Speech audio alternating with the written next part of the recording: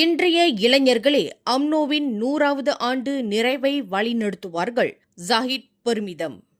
அம்னோவின் 100வது ஆண்டு நிறைவை நோக்கிய பயணமானது இளைய தலைமுறையினரை அது எந்த அளவுக்கு சரியாக புரிந்து கொண்டு அவர்களுக்கு அதிகாரம் அளிக்கிறது என்பதை பொறுத்தே அமையும் என்று அம்னோ தலைவர் Datuk Seri doctor Ahmad Zahid Hamidi தெரிவித்துள்ளார். அடுத்த 20 ஆண்டுகளில் இன்றைய இளைஞர்களே நாளைய அம்னோவை வடிவமைக்க உள்ளார்கள் என்றும் ஜாஹித் குறிப்பிட்டுள்ளார். இன்று சனிக்கிழமை உலக வர்த்தக மையத்தில் நடைபெற்ற அம்னோவின் 80ஆம் ஆண்டு விழாவில் உரையாற்றிய ஜாஹித், இன்னும் 20 ஆண்டுகளில் அம்னோ 100ஆம் ஆண்டை எட்டும் நிலையில் கட்சியின் எதிர்கால பாதையை தீர்மானிப்பவர்கள் இன்றைய இளைஞர்களே என்பதை சுட்டிக்காட்டியுள்ளார். அதேவேளையில் காலம் கடந்து செல்வது தவிர்க்க முடியாதது என்று குறிப்பிட்டுள்ள ஜாஹித், அது தலைமுறைகள் அனைத்தின் மீதும் ஒரு கூட்டு பொறுப்பை சுமத்துகிறது என்றும் தெரிவித்துள்ளார். மேலும் தலைமுறைகளுக்கு இடையிலான ஒற்றுமை, பரஸ்பர அக்கறை மற்றும் மரியாதையால் பாதுகாக்கப்பட வேண்டும் என்றும் அவர் வலியுறுத்தியுள்ளார்.